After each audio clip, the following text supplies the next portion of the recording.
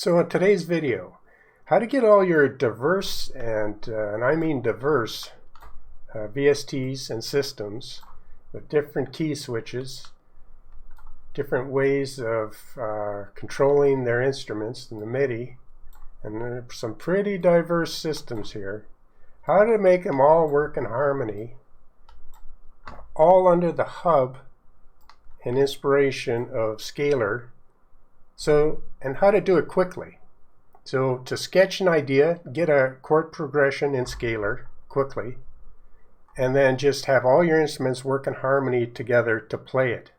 Is that even possible? Let's just listen to a quick mock-up I did here.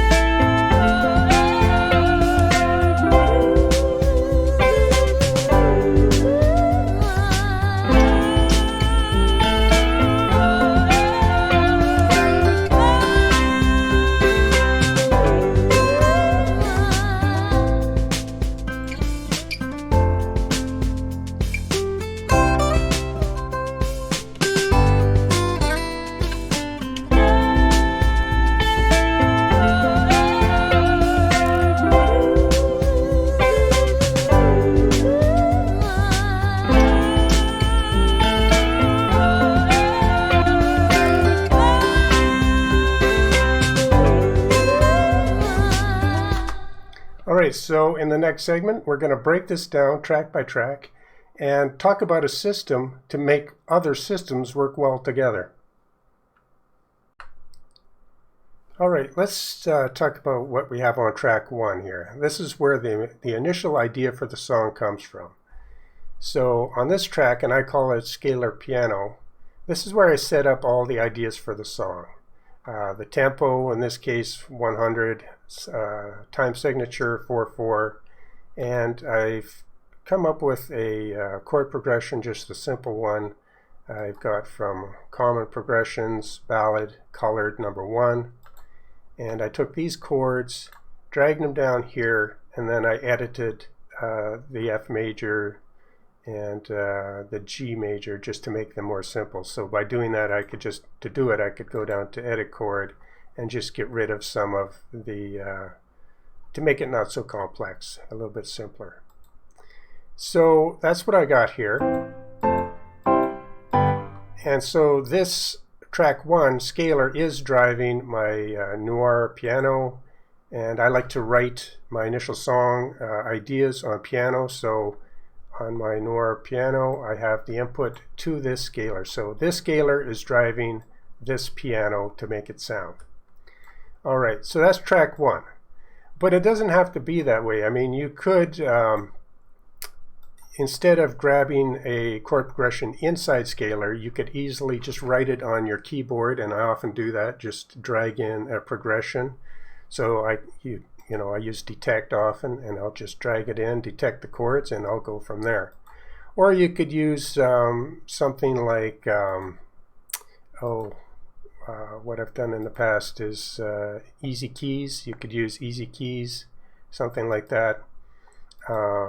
Regardless how you get your idea, having it on track 1, knowing that now it's in A minor scale, so then I can go to my chord track up here, put in A minor, setting up this whole system for, to be able to create music quickly with all kinds of ideas. So that's track 1. Alright, and for the bass, which would be track 2, we have another, so our second Scalar. This time I call it Scalar bass, and that's driving the U-Jam mellow stand-up double bass, which by itself sounds really nice, but you can also get some really nice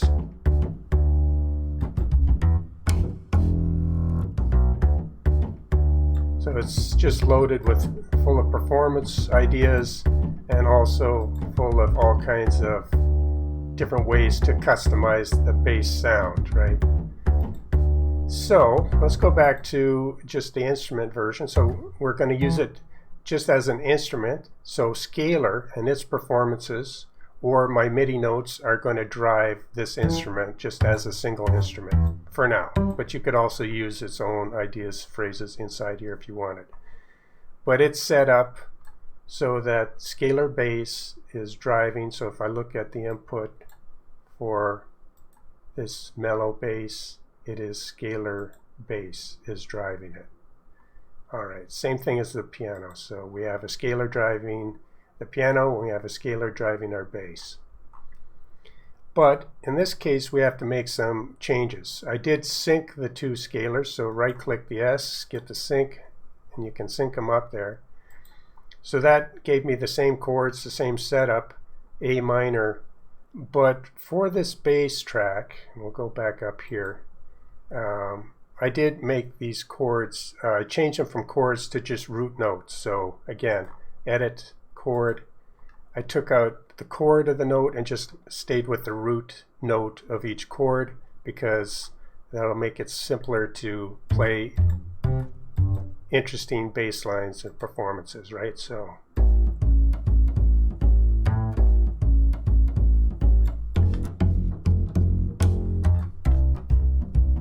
and that's kind of a key here. You don't want a bunch of chords playing your bass line. You just want a nice simple one note progression in this case, right? So we have our bass set up for all kinds of ideas. We can turn performance on and off as we need. And so we're going to move this out of the way for now and talk about the next track. All right, the next two tracks are drums. So let's talk about drums here. Two of my favorite kits would be Superior Drummer kits and the Simon Phillips Jazz kits. Available through the Groove Agent, so if you have Cubase you could load this up. The reason I mention this is if you're looking for some beautiful jazz kits, Simon Phillips has taken the time and energy to just put together the most beautiful jazz kits and sounds, and with the performances to match, so, and all kinds of ideas in here. So I thought I would mention that if you're into jazz drums. So that's one of my options that I like to have open here. But for today, the drums that we're looking at here are going to be Superior Drummer, and we have this kit here. So let's turn that on, that off. And this is the kit that you heard earlier playing.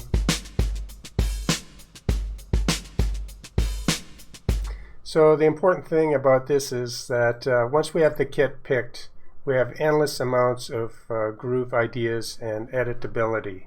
So with both these tracks, really, you can just pick up any kit, any style of playing, and then edit any way you want to. So it's a very versatile two tracks of drums available for our ideas. But that's the kit we are using for today's example. So the next track is the actual performance track for the UJAM double bass. And there's two different types of information here. So as I said, if I look at the scalar for the bass, I took those initial chords and turned them into single notes, and that's what we have here on our first section, or the verse here, the first verse. Those are those single notes, and they just play, you know, one note at a time. For the next section, I turned on the performance, and I think it was basic 1, which gave me, and then I dragged, you know, lassoed these chords with basic 1 turned on. So that captured the performance, and that gave me this, and then I just copied it over to the second verse idea. So that's what we have for the bass track. So if we just solo that, the initial, well, I should turn off, I have the performance still turned on, so now, so that's the initial, just playing those single notes. And then it's going to play the performance that I dragged in. But the great thing is, before you drag in, before you decide, you can just change all these on the fly, right? You can just go through all the different bass performances and it'll play beautifully. And when you decide, capture it and drag it in. So that's the bass track and the performances. That's how I got that. All right, for the female soulful singer, using the Voices of Soul, and that's an East-West library. And just a great way to get some musical ideas for a singer. And for this track, again, going back to the roots of, grab the scalar piano chords, these chords told me what scale this is all in. So I, changed that chord track to A minor, which then I could set up for my female singer to be in the scale. So once I knew it was A minor, I set the chord track to inform, what colors will keep it in the scale here. So when I put down notes, and I think initially I dragged in, so lassoed these chords and dragged it in here, but ended up changing the notes to give a somewhat interesting vocal shaping to these two verses here. So by itself, now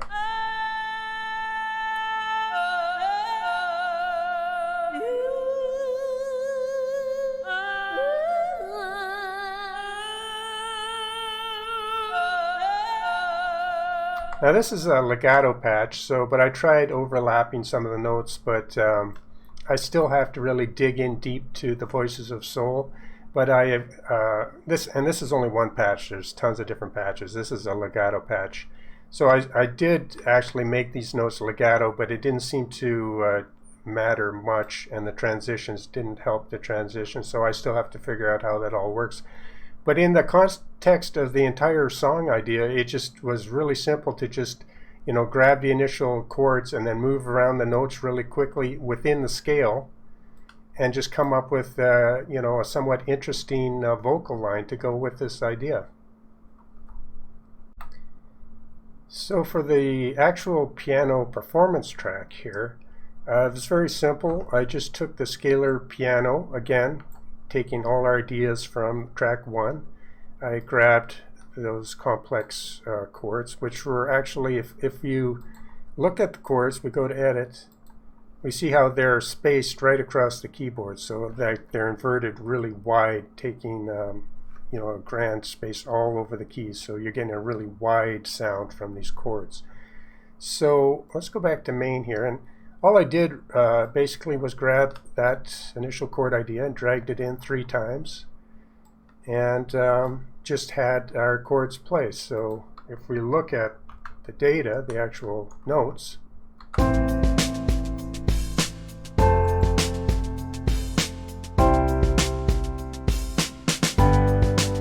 it's just playing the initial song idea, the chord progression. But of course, it doesn't have to be that simple, and you could easily make it much more interesting. But since we had so many different things going on different tracks, I didn't want to just overwhelm everything with a bunch of piano notes. But just to show you how versatile this is, if we go back to the beginning, we have the chord notes, but if we turn on the scalar here and a performance, so we'll just turn, and I tried many performances, almost all of them sounded really great just right out of the box.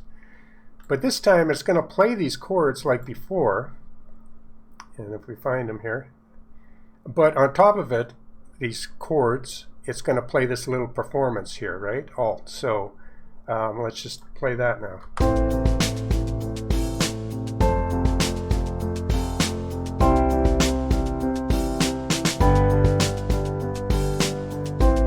And then back to just the chords. You could have a verse of just the piano chords, and then back to another performance. So versatile, and there's so many great ideas in here. It's just crazy. I was going through so many, and each had a really good idea. Let's try this one.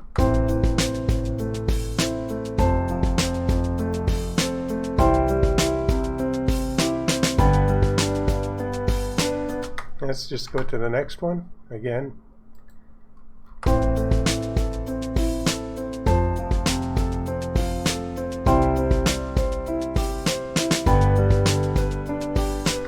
So yeah, these piano notes don't have to be chords, but since I had a bunch of interesting things on other tracks, for this particular idea, I just went with the simple chords, again, from the main idea off of piano, scalar piano off to track 1. All right, now for the next tracks. All right, so much for the basic instruments like the bass, the piano, and the drums. But what if we want to get into more, let's say, exotic phrases using like the sonokinetic libraries? What do we have to do to make the system work and so that we can really utilize all the nice sounds? You know, all these beautiful phrases. How can we make the sonokinetic system work really quickly with this type of setup? Well, first thing we want to do is you want to take the initial chords. So we have them here. These are the 4 initial chords and from our basic scalar piano, right? But these initial chords were really wide. They were spread over the keyboard. So what we want to do is just make these very simplified chords that sonokinetic products can understand. Some of the newer sonokinetic products like indie and noir, they can understand many different types of chords, but some of the older products need the very basic chords. But in this case, as long as you simplify the chords, and we have, so the first chord, I just made sure it was just like an A minor. That's an F, that's a C, and that's a G. And then, since they're nice simple chords that sonokinetic can understand, I just, copied these 4 chords several times for the chorus and the verse, and was able to start working with that. Another thing to keep in mind is once you have the chords simplified, make sure they're in the right register. So right around C2, you see this blue section here on the sonokinetic noir. They have to fit within that play range. That's where you want your chords, right in here. So once you do that, then you're free to start using all the sonokinetic phrases, which is just an immense amount of beautiful sound ideas in there. So keeping that in mind, we just have the chords here, and then you have this section here where you just decide which phrase to play that chord, right? And these notes here that I'm clicking through can be a MIDI note, and that's exactly what this C3 up here is. And I just drag that, so we want one specific phrase to play right through this whole section here, and I have just 2, so it's going to restart here and play again. So that's the phrase I chose right there at the first part. And a little extra bit of information is, and I've talked about this in my older sonokinetic videos, is this key right here, this hidden key. Make sure you have on the linking, the phrase link turned on. It will make all your phrases really harmonize together, working well together. But in this case, we're using just one phrase. But if you were to add a second phrase to come in, maybe at this bar right here, so maybe you wanted this second phrase to play right there, and you could have a third phrase, just have that come in. So you see how it works here. These notes up here correspond to how many layers of new phrases that are going to play through with your chords. So let's just backtrack on that a little bit. But to keep things simple, that's all you really have to do. Simplify your chords, make sure they're in the right register to be heard, and then decide what MIDI notes are going to play what phrase. Fairly simple. So let's listen to it. So now we could take this idea a totally different way and kind of a jazzy noir feel to it.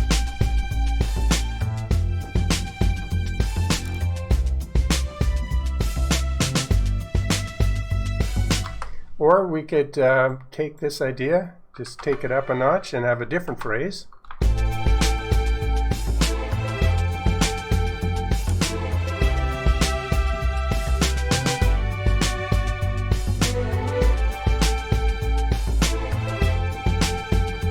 Now you have to keep in mind that noir is set up for a very specific flavor, that very noir jazzy feel.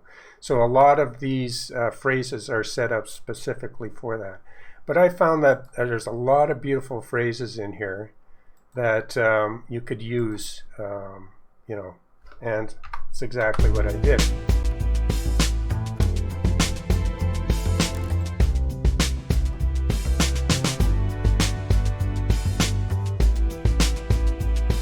Just adding that kind of flavor if you wanted to take this into a jazzy feel, right? So you have all this to play with once you get your initial setup done. And it's well worth checking that out. And the same thing with noir solos. There's that again deserves its own video, because noir solos, if I find it here, is the partner to noir sections, and this brings all kinds of really beautiful solos on top of these sections here. So, and they are gorgeous. They're just, and if you have these same chords driving the solos with some of the sections behind it, it just really takes you to the jazz world. And yeah, there's some great videos hopefully coming up on using noir with indie completely in the jazz realm. Just spectacular what you can do, in my opinion. But today we're focused on kind of just quickly getting some kind of fast ideas. But that's what we have on these tracks that are using Sonokinetics products. Don't feel that you can't use them with Scalar. You definitely can. Just the key things to keep in mind is make sure your chords are simplified to work with the system, and they're at the right register, and now you can bring in all kinds of musical phrases. Alright, now for the last part of this video, where we talk about how to bring in all the great session players available inside the band-in-a-box system. Now the band-in-a-box system is, again, a completely different system, but it really will work the same way as long as we keep certain things in mind. So on this track here, we have our band-in-a-box track, which we can have muted. It's just the interface, which is going to bring in tracks that we're going to drag out here. So same thing applies. We just have to tell band-in-a-box plugin what chords we're using. And it's the A minor, the F major, C major, and G major. So let's do exactly that. And we've input these chords here. So I'll do it on bar 21. Say we want A minor 7, so that would be A, M, 7, return. And that's our A minor 7. If we wanted a C major, just go C. If we wanted an F major, just go F, return. So inputting the chords is quite easy, and if you want to delete them, just delete them, hit the delete key. And if you want to do very complex chords with pushes, stops, and very exotic chords, you can do it in the main program. So band-in-a-box comes in two parts: the main standalone, which is the full robust package, which you can really edit your chords, and it's got so much in there. And it has also, the second part is the plugin. So if you do want to make a very complex song, you can simply do it in the main program, and then just use File, Open, and that will bring it into the DAW program. So let's just click off of there. So there's really nothing you can do as far as bringing in very complex chords with pushes and stops and repeats and all that. So, but for what we're doing here, all we have to do is input the chords from our main idea, and that's what we've done, and for all 12 bars, and then simply go to an empty slot here and right-click, select real track. Want to create a real track, and that's what we did. So if we hit that, the interface opens on my other monitor. And you can select from hundreds and thousands of different session players playing all kinds of instruments, everything from a violin to a saxophone to pianos, organs, guitars. And just make sure that when you're doing it, it fits with the style of your idea, and it tells you the style, the tempo, the feel. You know, so you want to make sure your tempo is within. So if our DAW is set up at 100 tempo, I wouldn't want to bring in a guitar player at, you know, which he recorded at 140 or 150 tempo. I would at most maybe 120, 110, 90, somewhere around 100, so it won't distort too much. But generally, if you're around 10 or 20 beats per minute off, the algorithm will do a pretty good job, depending on the instrument, of course, right? So just make sure you pick something, maybe the modern funk electric guitar, 110 would probably work. And you could take this musical idea into a kind of a funky type of maybe idea.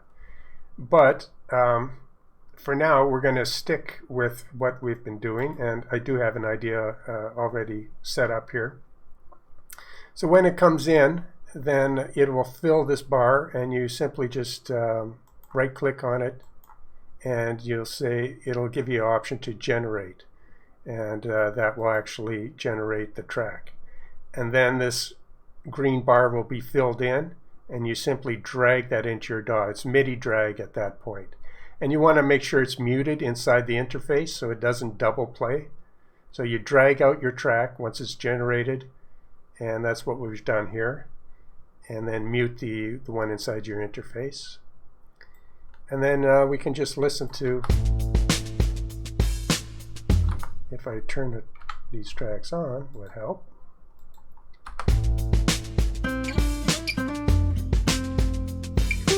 So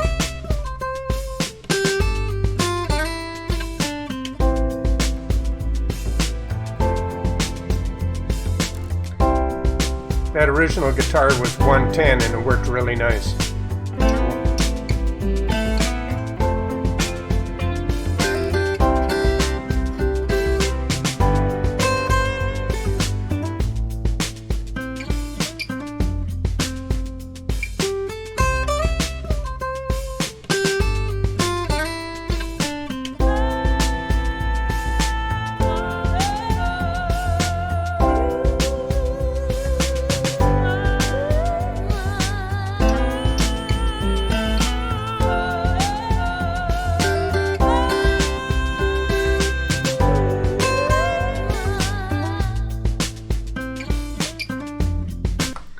So yeah, this one guitar idea, it was originally a 110 tempo, but you can see it fit in really nice with our track, with our chords. It adapted really nicely. And so you could spend hours just going through all the hundreds and thousands of different session player tracks. You could, I'm sure with just a matter of time, you could pick a few piano, and you could add some really interesting piano solos, maybe a trumpet solo, and you could go back to noir and also add some trumpets, or you could turn it into a jazz song, you could go pop, you could take it in any direction. So that's the video today, just showing all these different ideas, what you can do with really diverse different instruments, VST instruments, and how Scalar, and the idea of keeping everything centralized and having a track where you basically start the day and say, okay, what direction do I want to go? And once you know the little tricks that go with Sonokinetic, the little, how to make Band in a Box work, which is quite simple, getting these different types of VSTs to work in harmony, there's really nothing you can't come up with. You could come up with, instead of this simple little 4-chord progression, you could create 8 or more chords, very exotic and interesting chords. You could take it right into the orchestral realm, or just keep it as a nice, light pop tune.